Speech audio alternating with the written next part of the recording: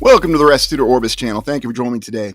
About a year ago on the channel in the spring of 2023, we did an exploration called Designs of the Old World, where we looked into the particular designs of these rather erratic French architects, LUCIUS, pictured here, and Boully. We don't really have a picture of Boully, but here's a very intriguing picture of LUCIUS. Looks like he could be portrayed by Thomas Hulse in a movie, and looks quite similar to what we saw of Wolfgang Amadeus Mozart in the eponymous film, Amadeus. Regardless, the works of these particular architects are quite intriguing. We're told that these French architects, draughtsmen, or all the other different names that we have for individuals who design buildings, because we need to have many different names for them, are considered very eccentric and elaborate. And indeed, this particular sphere here shows us a rather unique architectural format. Now, of course, we're told that these were merely the buildings that existed in the imaginations or the conceptualizations of these French architects. And I suggested about a year ago that, in fact, these were actually recordings of buildings that may have existed. Now, what's the evidence behind this? I figured we'd go back and we'd actually take a look that this is actually a full archive of the structures that may have remained from the previous civilization. In the drawings that are attributed to LUCIUS, we see a great precision in detailing. And if you want to go back and watch the video from last year, I'll attach it in the description for this video. But in these images that we're reviewing, you can see that he left no detail spared when he was considering the layout for these buildings. For example, look at the top of this particular structure, and we see this ornamental detailing at the top. Is that just from his elaborate imagination? What exactly is with this very tall needle spire here on this part of the structure? It's really unique, and oftentimes it gives the impression that really what we have is simply a recording, that what they were doing is that they were recording what they saw, that this wasn't some elaborate imagination. Now here's where it gets more interesting, is when you look at some of his other structures, look at the interior behind this one. What exactly is this? This appears to be under rock. And we think about all the theories that we have concerning melted buildings. And indeed, we have seen these phenomena before. Whether you're looking at the coke kiln ovens in Utah that John Levi has so wonderfully explored, or many other structures. So why would someone lay out a structure like this in a conceptualized design that was displaying this? Unless what they were really looking at was the remnants of a structure that had survived a reset from the previous civilization, and they were recording it before it was going to be demolished, salvaged, certainly not repurposed for use. Look at this very intricate, this looks to be like a fountain, but who knows exactly what this is for sure. Perhaps this is some sort of advanced power generation device or some form of technology we can't understand. Now, I'm well aware we're going to be derided for even considering this, but I'm not hesitating now. And given the fact that the channel's been going for a year, I think we've shown many examples in on-site explorations where we see architecture like this and a different purpose. And it seems that our friends LUCIUS and Boully were the perfect individuals who could record this. Now, you might recall this very interesting interior that we have for this particular structure. What exactly is this? Well, this came up a couple different times as some sort of crystal power generation technology. What exactly was going on with this fire? Is this some sort of generator, or is this something else entirely? Interestingly enough is that these drawings are so detailed, these works of art, that they really do come off as being actual recordings, cross-section recordings. And indeed, this is the kind of detail that we'd expect to see in many of the structures that we've explored on the ground, and yet for whatever reason, the plans, the schematics just aren't available, or if they are, they're in a single perspective. And yet when we look at these works, for example here, what's going on here? Is this actually a cave exploration, or is this again a recording of something that remained from a previous civilization? You notice the focus on what appears to be a monument or a memorial, or at least that's what we'd think of it as. And yet underground here in this cave, we have this very elaborate statue, this fountain, that seems to be depicting something that we would not consider modest, since we're told that the mores of society, when these schematics, these concepts were drawn, were a little different than what they are now. So it's something that really defies what we're told about history and the narrative. And we do see that from both LUCIUS and Boully, very elaborate designs. Incredible fountains, multi-layer structures, and very unique architectural stylings. And yet at the same time, while we're told that this is some sort of elaborate and eccentric conceptualization, we've seen examples of these in every city in the Midwest of the United States, in many cities in Europe, and in Asia and everywhere else that we've explored. We've seen examples of this fine, detailed architecture. Even the size of the interior of the structure, which is featured on the thumbnail for this exploration, look at the size of these columns and their height. Now remember, we have that Grand Avenue water tower in St. Louis, and remember how tall that column was. Now imagine what kind of structure you could really achieve if you had this many columns. Again, this is something that was considered eccentric, and this is supposedly attributed to Beaulieu, but I don't think it really matters who it's attributed to. Look at the gargantuan and colossal interior of this particular structure. What exactly is going on here? Again, is this something they're recording, or is this some sort of event that was occurring in the structure before it was brought down? It's very detailed, and indeed you can see how far the columns go. One could think that this would invigorate the imaginations, or perhaps what this was a recording of a structure that existed, and it's now found its way into other what we would consider fantasy drawings, and indeed it's now affiliated with fantasy, and there's a very defined reason for that. And yet in these other structures, we've seen similar layouts in many of the large Union stations that we've looked at, where it seems as though we're looking at a hangar of some sort. What would really be the purpose for laying out a building like this with all these columns lining the walls? And we're to believe that looking at the image, this is a library, and yet this seems to be a massive hangar. We've seen these indentations and impressions before on other structures. What's with the opening at the top? Well, it's to provide lighting so that they could read during the day because they didn't have electricity at that time. That seems rather comical now. And yet this would be a very interesting repurposing of this building if it still stood and they were attempting to salvage all the books that they had. But what was its original intention and purpose? Well, let me know what you think in the comments. And yet Beaulieu had other designs attributed to him. For example, we see the classic pyramid design here. Very, very advanced looking with some obelisks flanking it on either side. And yet when you look at the structure, you can see that this is smaller blocks, and yet there's a fine pattern detailing within this. Now, think about the effort that went into this sketch as well. What kind of effort did someone put into sketching this? And just zoom in a little bit here so you can actually see the size of individuals, people, for scaling. Although, of course, that's not always reliable because who knows exactly how tall these people depicted in this image are. Now, once again, this will be derided, but if you look in other aspects of this image, you can see that there's more obelisks on the other side of this pyramid structure. So again, is this something that survived the reset from a previous civilization? There seems to be some definitive evidence for that. And we also have Beaulieu's other drawings where it's not just pyramids, but we also have spheres, the same spheres that were depicted by LUCIUS, supposedly, that depict a completely different kind of architectural styling. And yet, once again, for some reason, these particular sketches, these drawings, this elaborate imagination of Beaulieu, here where we're mixing a sphere with a pyramid or cone structure, somehow this has survived to reach us. Now, is it really just so simple to say that this is the wild imagination of an architect with too much time on their hands? I'm always amazed at all the time that we seem to think that our architects have, that they can do so many projects at the same time. And then as if that's not enough, they can then devote their time to doing conceptual projects. And they just like to draw. And oddly enough, you do have art that's associated with architects. And yet at the same time, Art Deco is considered a thing of the past. And the justification will be because people wanted brutalist architecture, people wanted postmodern architecture, because it's a little bit more convenient. What are your thoughts looking at this intriguing structure with this large sphere and this cone and the size and the scale? And clearly these seem to be columns. What scale is this? Would this be achievable with today's technology?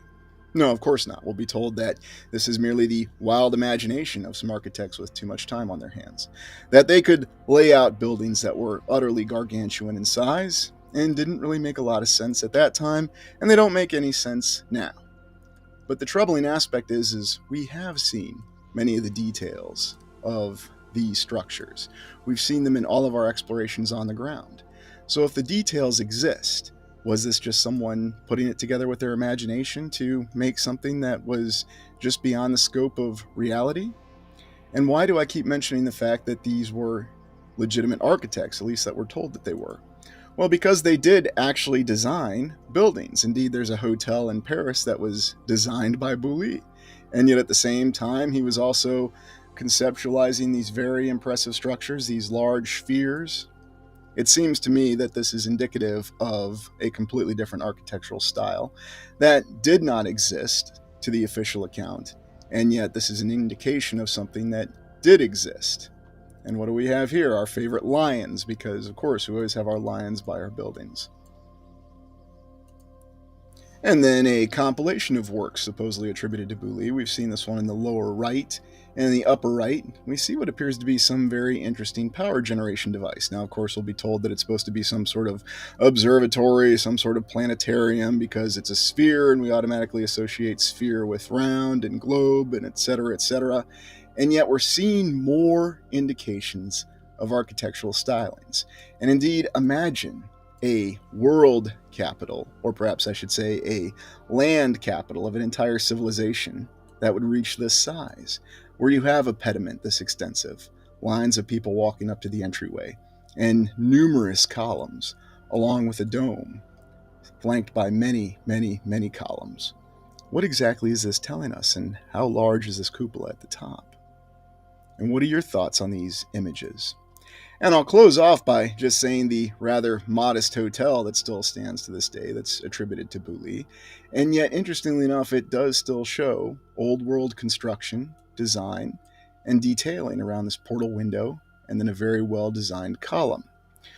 But what other evidence do we have that would give us the indication that these designs attributed to these erratic and yet ingenious French architects were a little bit more than simply the product of their imaginations?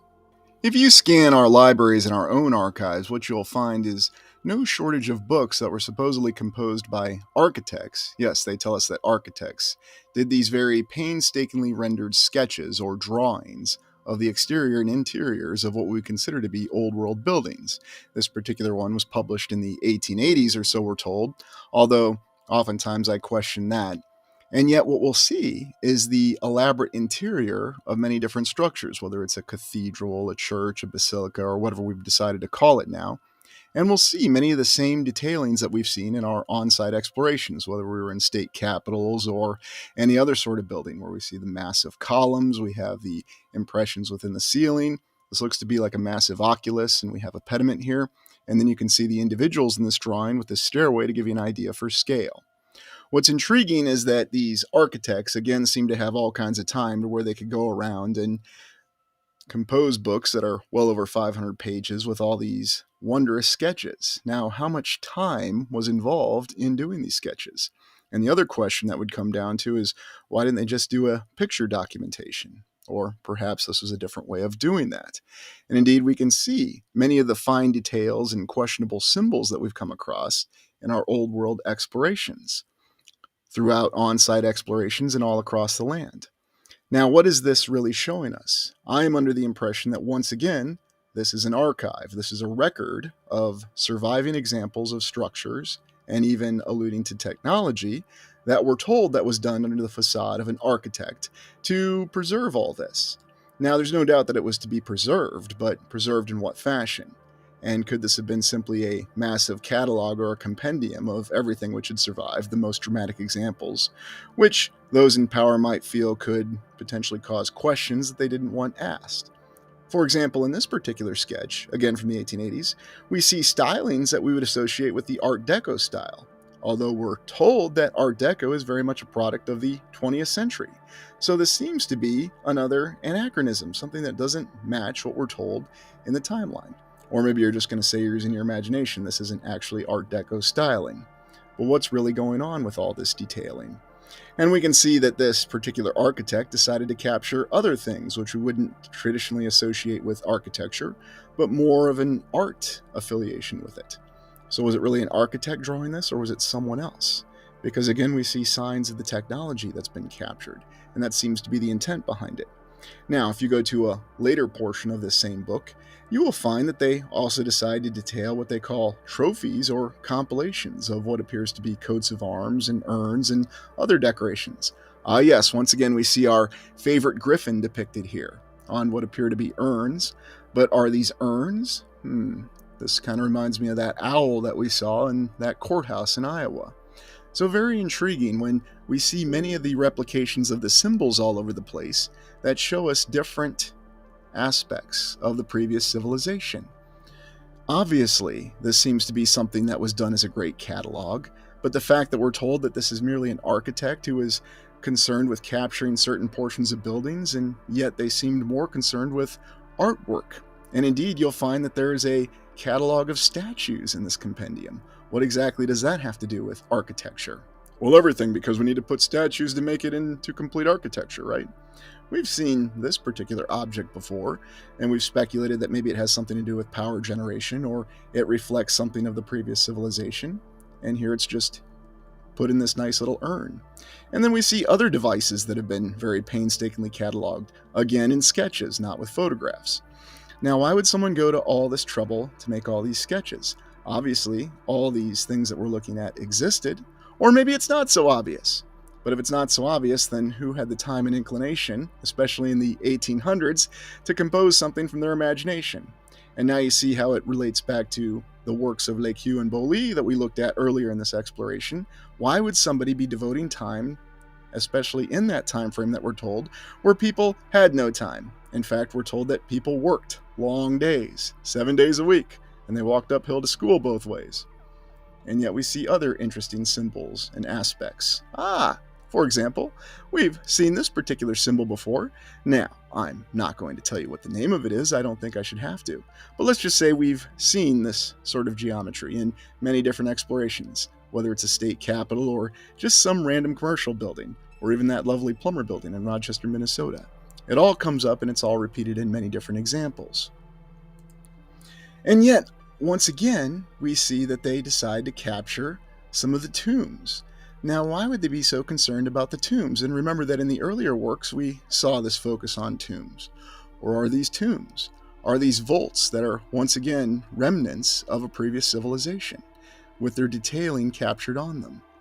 So many different details in so many different places, and let's consider the fact that somebody had to go through the trouble of building this. Somebody should have original sketches or schematics, and then we're to believe that an architect came around later and decided they were going to do sketches in a 500-page book. And so many books that you can't even count that were 500 pages or more that show all these fine-tuned examples. I'd almost think that there was some sort of old world explorer going around in the 1800s that was going around doing these kind of sketches to record this. Although I'm not under the impression that they had the same intention of exploration that we do. What this feels like is that these objects, these devices, these pieces of technology, or this architecture as we consider it, was simply being recorded and cataloged. Now, was that for redesignation? Was that for some sort of method of deciding what was going to remain and what was going to be removed, if they indeed had the means? Well, that's up for you to decide. Let me know what you think in the comments. But still, it's a lot of work and a lot of effort just to record all this, just to get the details that we see. And yet we see so many of the signs, so many of the symbols that we've actually seen in many of our on-site explorations over the past year. There's also a focus on statues. Now, I'm not going to repeat the point that what's an architect doing sketching statues and what's supposed to be a work that's documenting architecture. And we have all these questionable aspects with the statues. Is this really the Virgin holding the Savior, or is this depicting something else? Well, I'll leave that for you to decide. We also have these urns or these fountains that are depicted, whatever purpose that we're given with them. And again, we see aspects of the same symbolism that we've come across in our other explorations. So very well documented. And yes, I am going to use that terminology because somebody did go through a lot of effort to sketch all of this and to catalog all this for inclusion within this book. And we're lucky that we're able to gaze on all these different aspects because we see not only detailed architecture, not only advanced construction, but also signs and hints of much more advanced technology that comes down in all these different, what do we want to call these? Altars, these trophies, these fountains, these wells. Yes, you need to have a very well-designed well. Get it? But then last but not least, the book concludes with some of the most advanced decorations that you'll see, and that's what we'll be told. These are just decorations on a window. It gives a whole new meaning to window dressing, doesn't it? Look at how this was achieved. Think about this. Was this really carved out? And yet this drawing even includes the actual individual bricks. and every single detail in terms of what was actually rendered here. And when you really look at this, you can actually see it.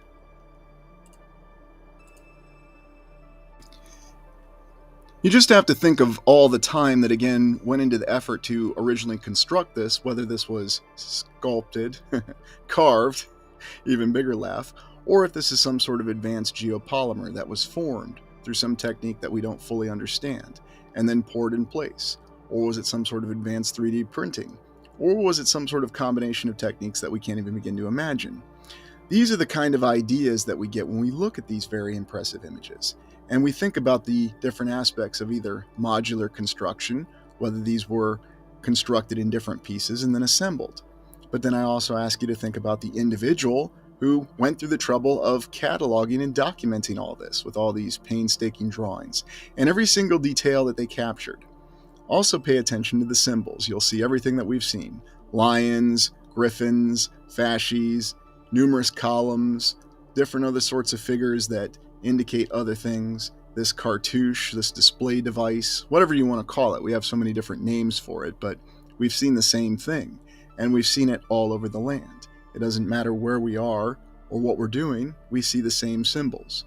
And once again, this gives us that impression and that evidence that we did have a civilization that spanned the lands. The same civilization that reflected all of its grandeur and its architecture and its surviving technology. And when you look at all these books and all these renderings, and there's thousands upon thousands of drawings just like this that show this kind of detailing, this is just window dressing. And yet somebody had the time, the effort, and the inclination to do this, to decorate a window in this manner. And we've seen this all over the realm. We've seen this all over the land. All these figures and all the effort that went into imposing this just on a window. And somebody decided to take the effort to draw it after this was done.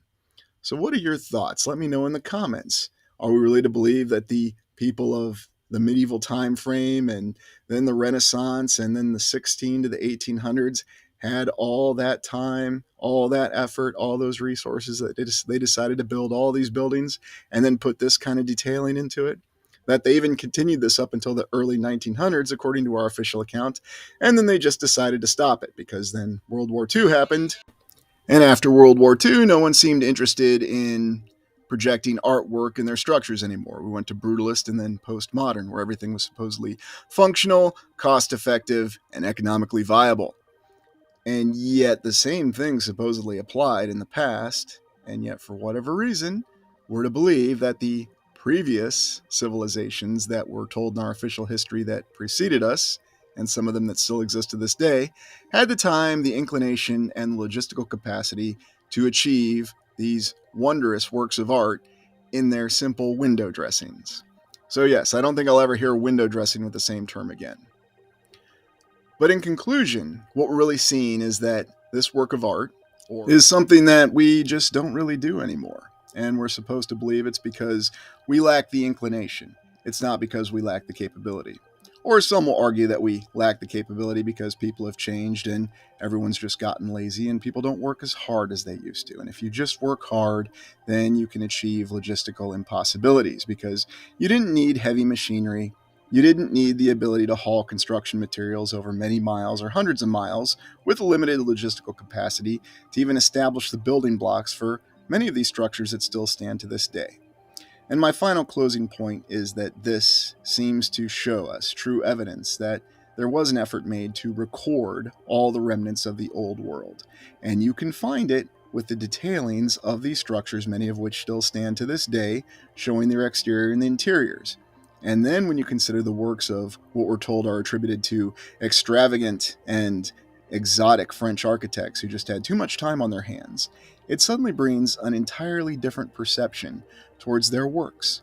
Perhaps what they were really doing is they were really recording the structures that did remain or had somehow survived the reset before they were brought down and repurposed or the building materials salvaged for use in other buildings. But what are your thoughts? I'll include the link to this particular book in the description of the video. Well, thank you for joining me. Please like, comment, and subscribe.